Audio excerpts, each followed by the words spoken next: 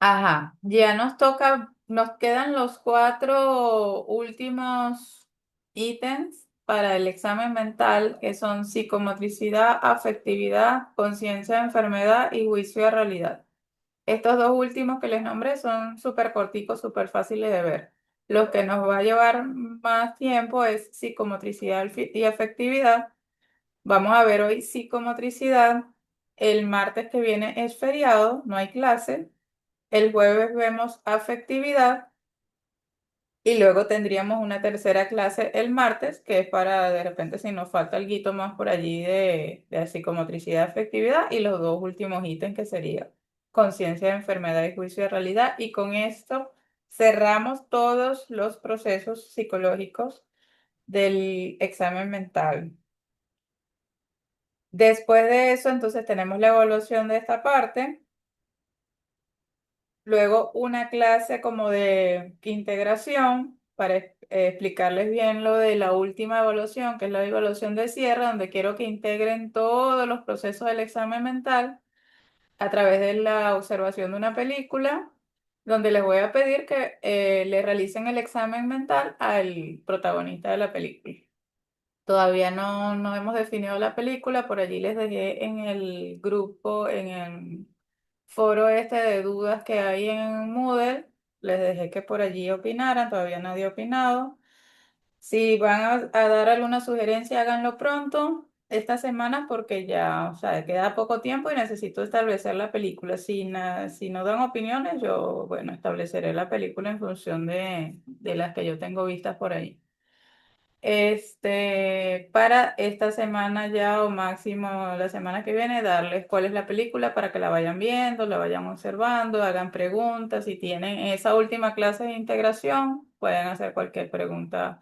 Sería bueno que ya hayan visto la película para que así puedan establecer Profe, sus dudas. Ajá. con respecto a hacerle el examen mental a, bueno, al protagonista de la película, por decirlo así, Ujú. sería algo parecido a la primera evaluación que fue hacerlo del video, pero con el protagonista. No, porque esa fue fue un video. Este sería escrito el examen mental. O sea, sería con la misma dinámica, pues, o sea, en los mismos términos a la hora de dar el diagnóstico, pues. La parte escrita. Sí, eso. Exacto. Yo les voy a dar igual un ejemplo completo porque allí yo les di de esos primeros 6 ítems. Igual yo les Oh, daría un ejemplo completo desde el primero hasta el último para que ustedes ah, tengan ok. una guía. Porque hay, Buenísimo. hay, hay maneras diferentes de hacer el examen mental. Hay de esa forma que es Mm. como la que yo les muestro y hay otra que es como más específica por ítem. Yo les voy a mostrar las dos formas. Las dos estarían bien si escogen hacerla una con la otra. A mí me gusta la versión resumida como que más directo, más rápido. Pero bueno, eso se los explicaré, esos dos modelos y ustedes escogen cuál quieren usar. Ajá, de las clases pasadas, ¿tienen alguna pregunta de esto de lo que ya vimos antes de empezar con psicomotricidad? ¿No? ¿Sigo? ¿Silvestre? No, profe. Yo ¿No? falté la clase pasada, pero ya me quedó claro el tema pasado. Ok, está bien. Ajá, entonces vamos con psicomotricidad el día de hoy. Ahí ya va, se me fue.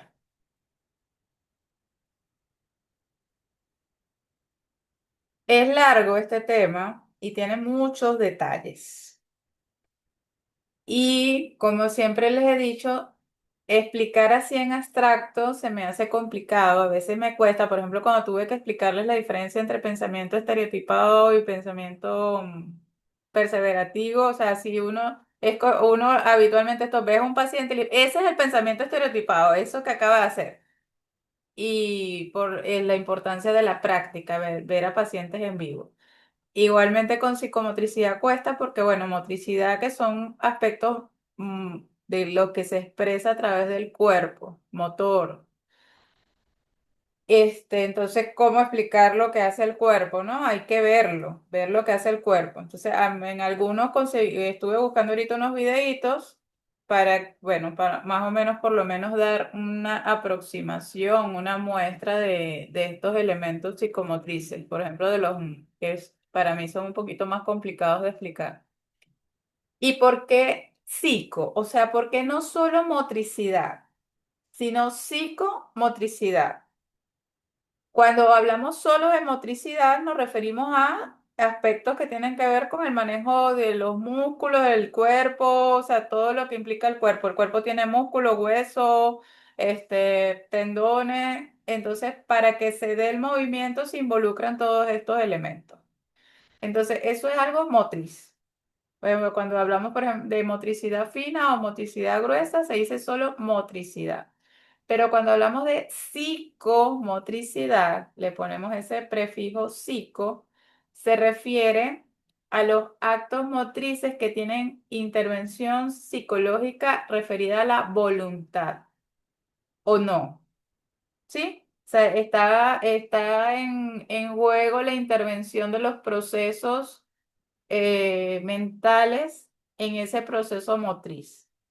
Pero en el ser humano hay procesos que son voluntarios y otros que son involuntarios. Y eso va a estar presente en varias alteraciones que vamos a ver de la motricidad. Vamos a ver que hay alteraciones, muchas de las alteraciones son realmente involuntarias. Y en algunas el paciente tiene conciencia de lo que le sucede y en otras no tiene conciencia de lo que le sucede. Entonces el elemento psico lo que nos hace es como que esa mediación psicológica que hay en la expresión a través del cuerpo. Ajá, eso como para entender un poquito A ver, vamos a leer esta definición que dice aquí. La psicomotricidad es la acción corporal y visible de lo psíquico. Es como que expresar lo psíquico a través del cuerpo. La descripción de las alteraciones de la psicomotricidad pueden ordenarse de la siguiente forma, que sería lo que vamos a ver ahora.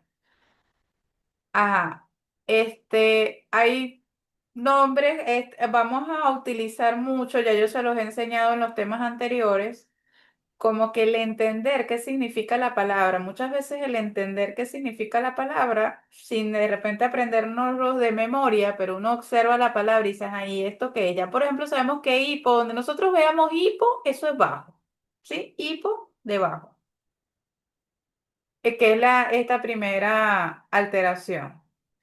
Y si es mimia, ¿se acuerda que cuando ya vimos la parte de mímica, sí? Tiene que ver con la facies, que lo vimos ya en la primera parte del examen mental, con la mímica facial. Entonces, si es hipomimia, es una persona que realiza pocas expresiones faciales, ¿sí? Hay gente esto no necesariamente la persona tiene que tener un trastorno, como ya les he explicado en otros ejemplos, sino que hay gente que es como más inexpresiva. Ustedes no se han dado cuenta que hay gente que es así como con poca expresión.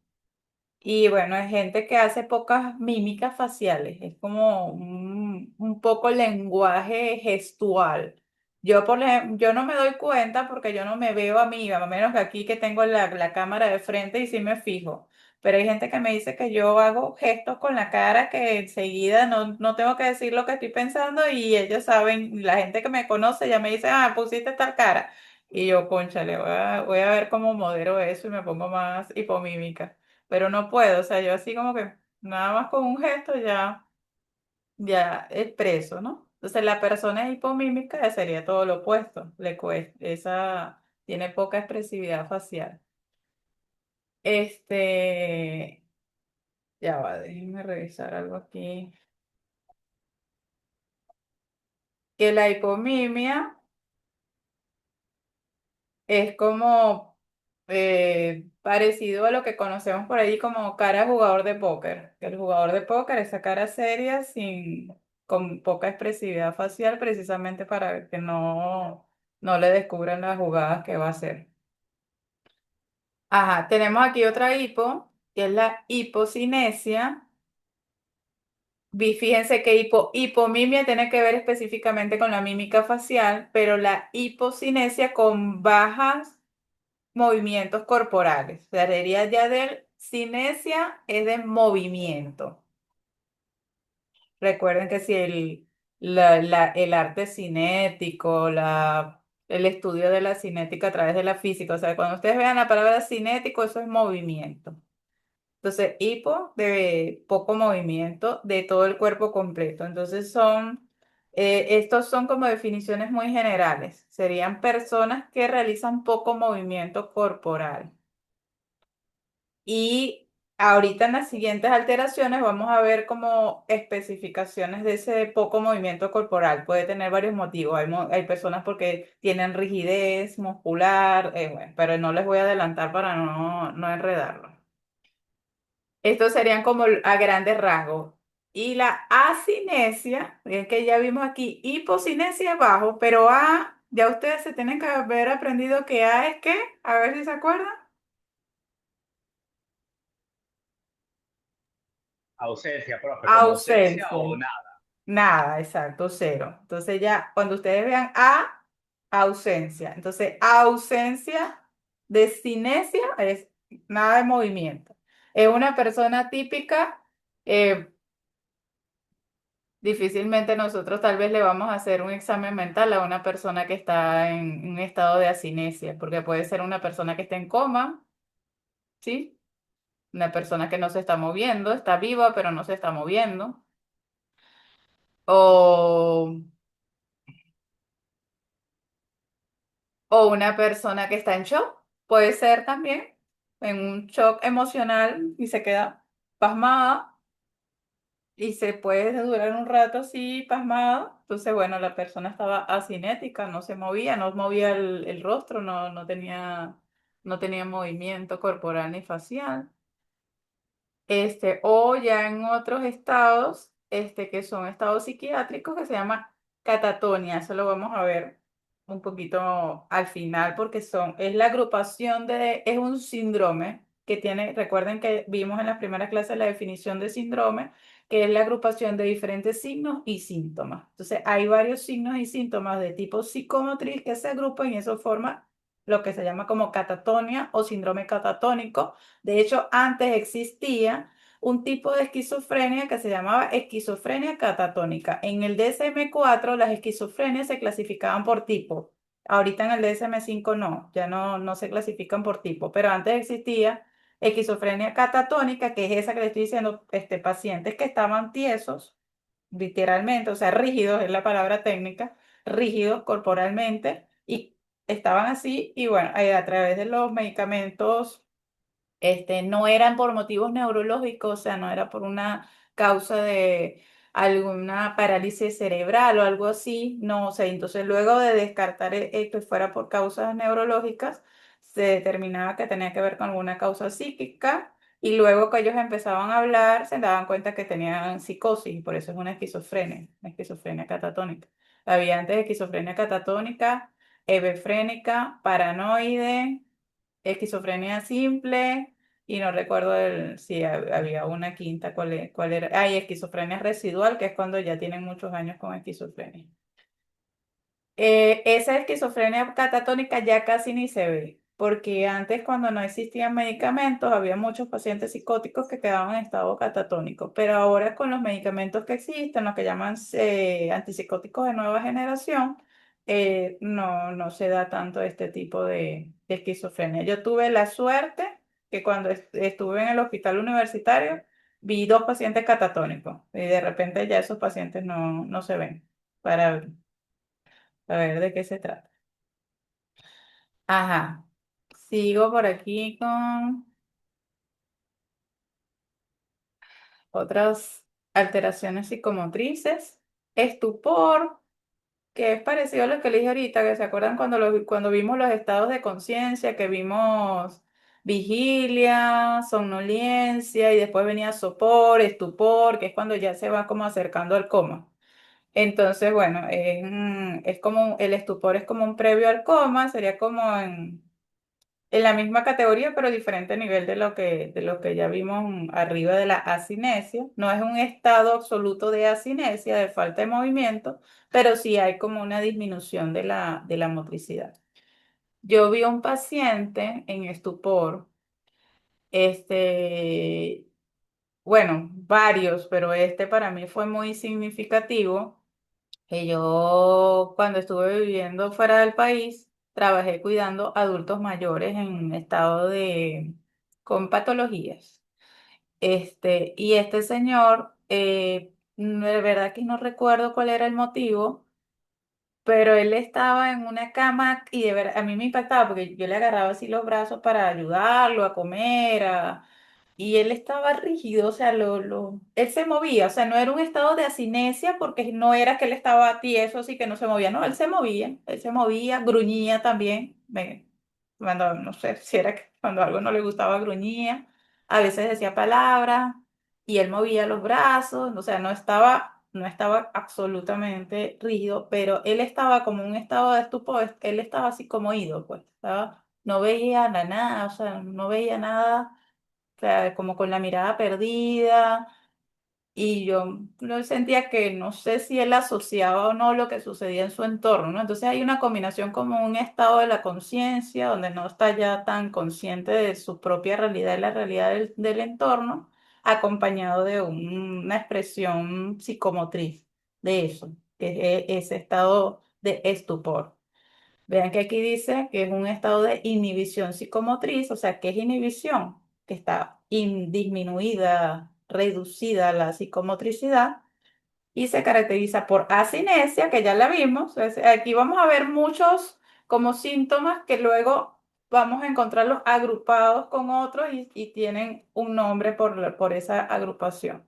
Que tiene, bueno, asinesia y mutismo. Ve que le digo que él nunca me habló. En algún momento cuando dijo algo era un gruñido o no sé si habrá lanzado alguna palabra, pero él no, él estaba así en un estado bastante extraño.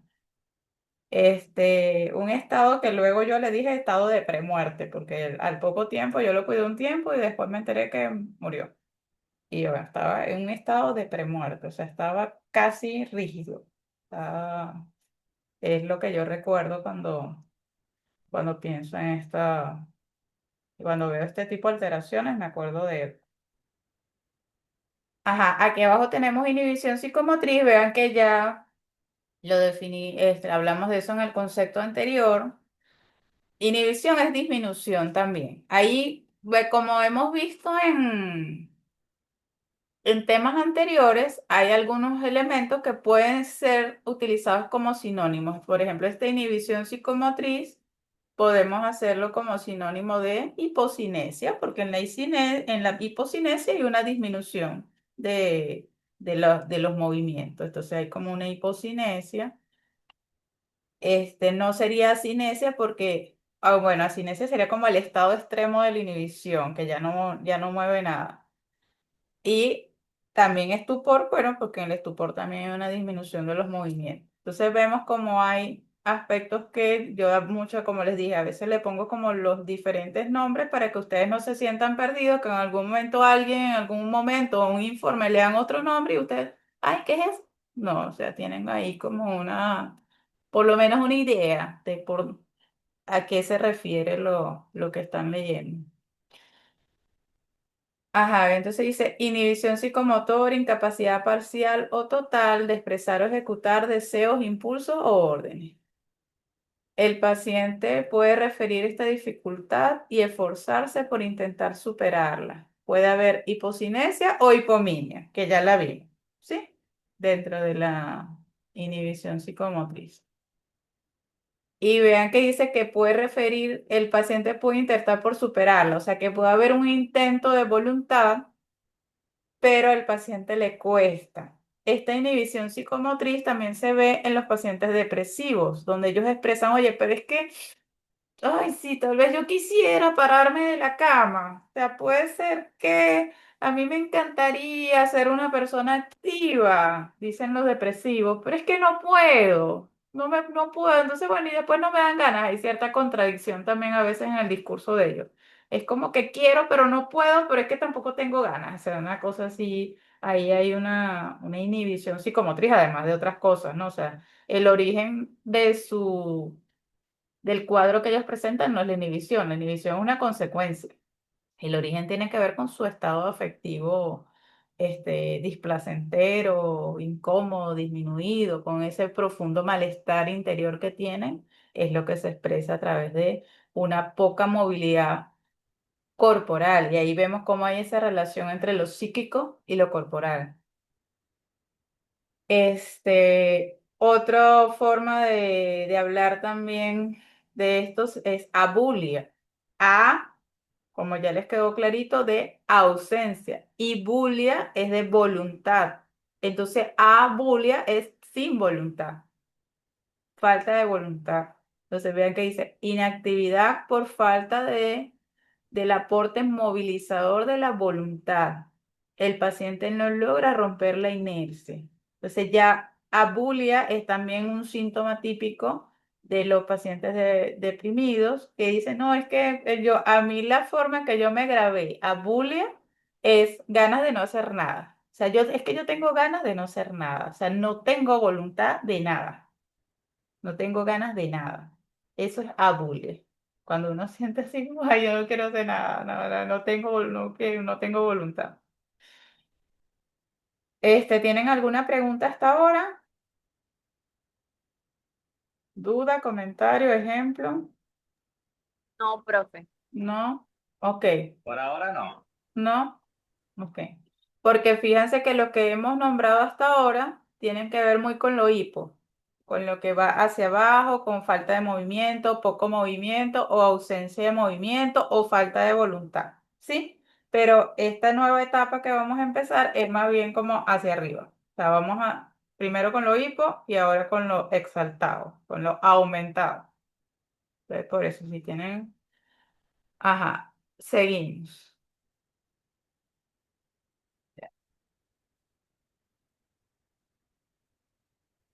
Tenemos aquí ahora la exaltación psicomotora y la agitación psicomotora. ¿Cuál es la diferencia? Porque muchos se confunden. Esto es pregunta de examen. Dándole datos. Ustedes tienen la ventaja que como siempre están en clase, esos daticos los agarran en el aire. Aunque después los otros lo ven grabado, pero es diferente, ¿no? No tienen la oportunidad aquí de verlo. Exaltación. En la exaltación hay como, está estrechamente vinculado con la afectividad. O sea, y la agitación es como, sí hay afectividad, porque en la agitación también hay afectividad. O sea, una agitación psicomotriz es una persona que, por ejemplo, alborota una habitación hacia lo loco, ese como una especie de furor donde batuquea cosas, tira cosas, de repente le da un golpe a la pared. Eso es una agitación psicomotora. Pero la agitación psicomotora es como muy desordenada, no se comprende como el fin. ¿Cuál es el fin de esto? Simplemente explotó y ya, pues, una persona que explotó. Pero en la exaltación hay como una afectividad hacia lo eufórico. Y el comportamiento motriz que se ve no es tan desordenado como en la agitación. Entonces, de alguna manera podemos decir que tal vez la exaltación y la agitación es como un grado mayor dentro de este ámbito que estamos analizando ahora de cuando la psicomotricidad está aumentada. La agitación es como más intensa y más desordenada, más caótica. Este, La agitación le suele suceder a los pacientes psicóticos, que a veces en medio de las alucinaciones que tienen, tanto visuales, auditivas o del tipo que tengan, como de sus ideas delirantes, ellos precisamente su expresión, su comportamiento es incomprensible para nosotros porque es altamente probable que eso que ellos están haciendo está inducido por esas alucinaciones y esas ideas delirantes. Entonces nosotros no lo podemos comprender porque no sabemos qué es lo que esa persona está viendo, está escuchando, está sintiendo. O si hay alucinaciones que son alucinaciones de mandato, haz esto, haz aquello, este ya yo les conté del paciente que me decía que un niñito le dijo que golpeara a otro paciente. Esto no fue una agitación, eso fue nada más lo agarró por el cuello, lo pegó contra la pared y lo golpeó. No, no tiene que ver, lo que les quiero decir no tiene que ver ni con aceptación ni con agitación, porque fue algo así muy fugaz. Pero es para que vean el ejemplo de cómo desde afuera uno lo que vio fue, bueno, le golpeó al otro, pero internamente en ello era un mensaje que le estaba dando una alucinación. Y por eso muchas veces todos estos aspectos comportamentales de los pacientes psicóticos nos es muy difícil de entender. La exaltación la vemos muy típicamente en el paciente maníaco, que es el grado máximo de la euforia. Entonces allí, si ustedes poniendo un poco de bastante imaginación, porque como les digo, no tengo un paciente enfrente para mostrarle esto es exaltación, esto es agitación, pero poniendo a su mente a imaginarse. El maníaco puede estar como muy emocionado, de repente usando ropas muy coloridas, muy feliz. Eso es la euforia, como un exceso de felicidad. Lo vamos a ver en la clase que viene cuando revisemos afectividad. Muy exaltado, muy, tal vez, hablador, verborreico, que diga muchas cosas, puede hablar en tono más elevado. De esto estoy hablando de una manía extrema, ¿sí? Este, entonces de repente llega pero el comportamiento no es tan desorganizado como en la agitación. Un maníaco puede llegar así todo exaltado, todo eufórico, un lugar, el rey de la, puede ser el rey, o sea, puede estar en una discoteca y ser el rey de la fiesta y nadie se da cuenta que está maníaco, porque está de alguna manera, o sea, va a resaltar, tal vez en una discoteca, va a ser el centro del show y va a tener una vestimenta divina. Este, pero dentro de todo, su comportamiento tiene un orden porque, o sea, puede ser desordenado, pero dentro de la fiesta, bueno, está bailando, está brincando, está tomando licor, entonces como que dentro de todo puede ser que se entone de alguna manera dentro del contexto, pues. O sea, los demás van a ver, esta persona tiene muchísima energía, o sea, se va a notar su presencia, va a ser algo evidente. Pero bueno, baila, brinca, o sea, tiene como un sentido su comportamiento. En cambio, la agitación psicomotora no, es una agitación, una persona con agitación psicomotora en una fiesta destruye la fiesta. O sea, comienza a caerle a golpes a todo el mundo, comienza a romper los objetos, comienza a tirar botellas, ya, se acabó la fiesta. O sea, desentona dentro de lo que sucede allí. ¿Vieron más o menos la diferencia entre la exaltación y la agitación?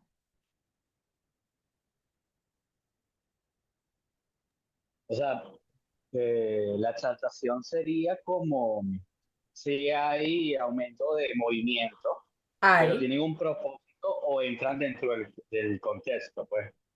En cambio, la agitación es ya como una pérdida del control, lo que tengo entendido. Exacto.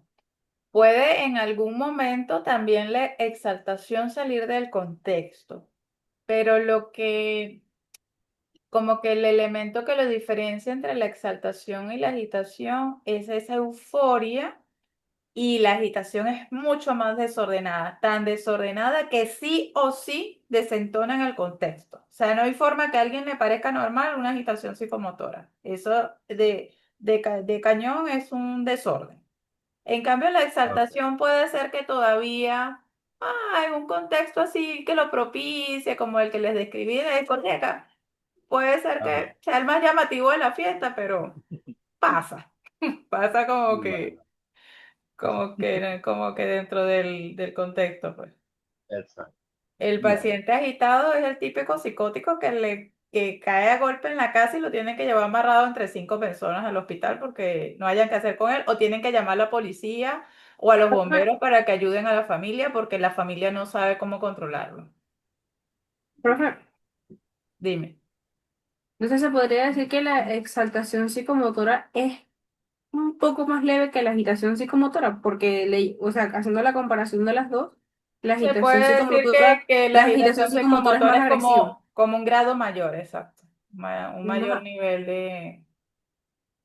de Es agitación. más Sí, agresiva. De hecho, de eso exacto. también, eso también creo que les puede dar a las personas que tengan trastorno de bipolaridad o sea, que tengan el rasgo este de maníaco, creo que era, creo que era, que a veces se ponen muy energéticos, pero a un nivel que es peligroso incluso, pues. ¿A cuál te estás refiriendo? ¿La exaltación o la agitación? No, en agitación.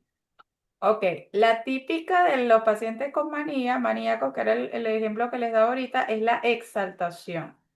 Pero Ok, sí, sí puede llegar igual un paciente con manía a la agitación. O sea, no es que no pueda. Lo más típico es la exaltación por la euforia maníaca, así de la alegría y la cosa.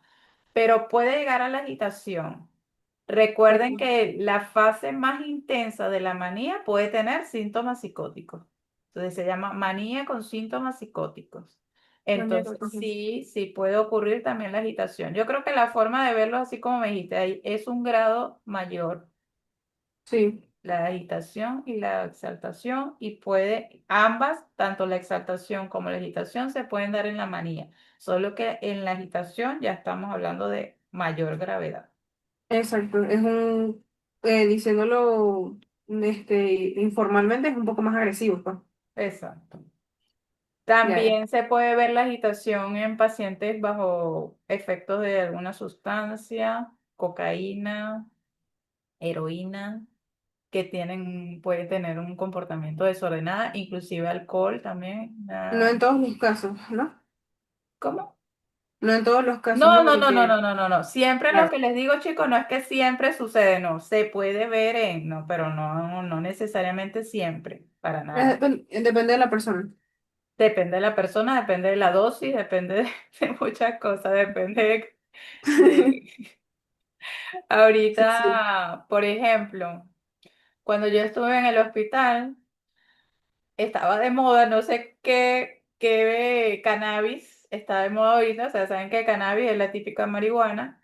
En ese momento estaba de moda un tipo de cannabis que se llama creepy. No sé si todavía está de moda, o seguro está de moda otra, pues eso fue hace tiempo. ¿Ustedes conocen, han escuchado el creepy?